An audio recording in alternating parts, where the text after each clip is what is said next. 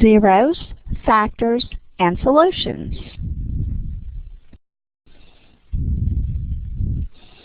The fundamental theorem of algebra states that if a polynomial f of x has degree n, and n has to be greater than or equal to 1, it has at least one complex zero.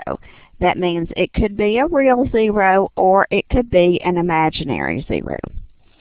The fundamental theorem of algebra guarantees us that every polynomial has a complete factorization if we're allowed to use complex numbers. Now, by factorization, I mean that we can write every polynomial as f of x equals something times something, and so on, for however many factors you need for that particular polynomial.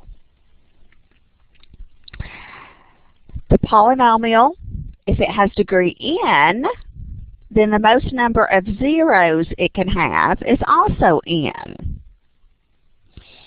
If we look at these graphs, the first polynomial is 3x cubed minus 3x squared minus 3x minus 5. We're asked to determine the number of real and the number of complex zeros. All we have here is one x-intercept. So if we have one x-intercept, that means we only have one real zero.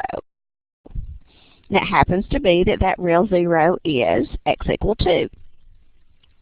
Well, if we have a polynomial that's a third degree, we have to have 3 zeros.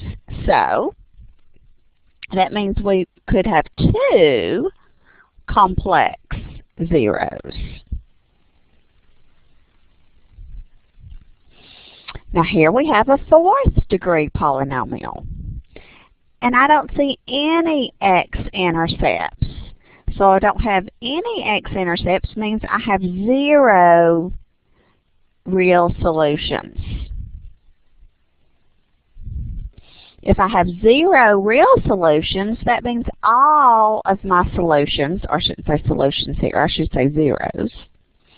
That means all of my zeros have to be complex. So if it's a 4th degree polynomial, I would have 4 complex zeros. Now, if you have real coefficients and you have an imaginary or complex zero, well then your zeros, your complex zeros have to come in pairs. If a plus bi is a 0, then we also know that a minus bi is a 0. So let's look at this. Find the factored form of the polynomial that has a degree of 3. So that means I'm going to have 3 zeros. It has a leading coefficient of -5. And it has zeros of 4 plus I and -10. Well, I know I've got to have 3 zeros, but it only gives me 2 of them. That's because if 4 plus I is a 0, the conjugate 4 minus I is also a 0. So these are my 3 zeros. Now my polynomial is going to have a leading coefficient of -5. So that means the -5 is just going to be multiplied by my factors. For the x minus 10, for the -10, x minus a -10 gives me a factor of x plus 10. If I have 4 plus I and 4 minus I would have x minus 4 plus I. And I would have x minus, 4 minus I. Now I do have a little bit of algebra that I can do here. This would be x plus 10. This would be x minus 4 minus I, just distributing my negative there. And this would be x minus 4 plus I.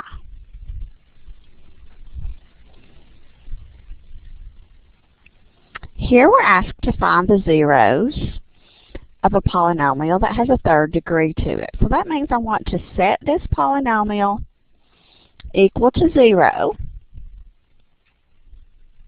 Because remember, to find the zeros, you set it equal to 0. And this one I can solve by factoring. When a polynomial has 4 terms, you use factoring by grouping, which means you group the first 2 together and the last 2 together. So let's just go through that process to remind you of it. In the first pair, my common factor is x squared. So if I pull the x squared out of this pair, I would have x squared times x minus 6. In my second pair, my common factor is 9. So if I pull the 9 out of this pair, I get x minus 6. And as long as these factors are the same, that x minus 6 is one of your factors.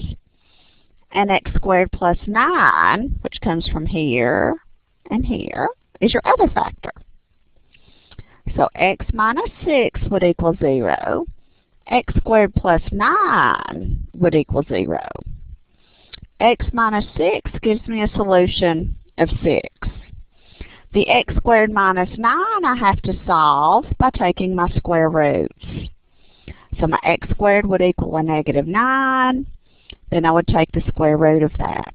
And I would get a positive or a negative. Remember, I'm just taking the square root of both sides here. The square root of negative 9 would be 3i. So my zeros would be 6, positive 3i, and negative 3i.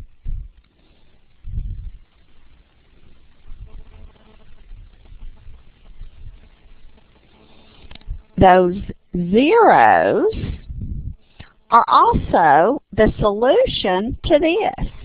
Because if we were going to solve this, we would have to subtract the 6x squared from both sides, which would give us 0 equals x cubed minus 6x squared plus 9x minus 54. And that's the same thing I solved to get the zeros. Now here I'm asked to solve 0 equals x to the 4th plus 25x squared.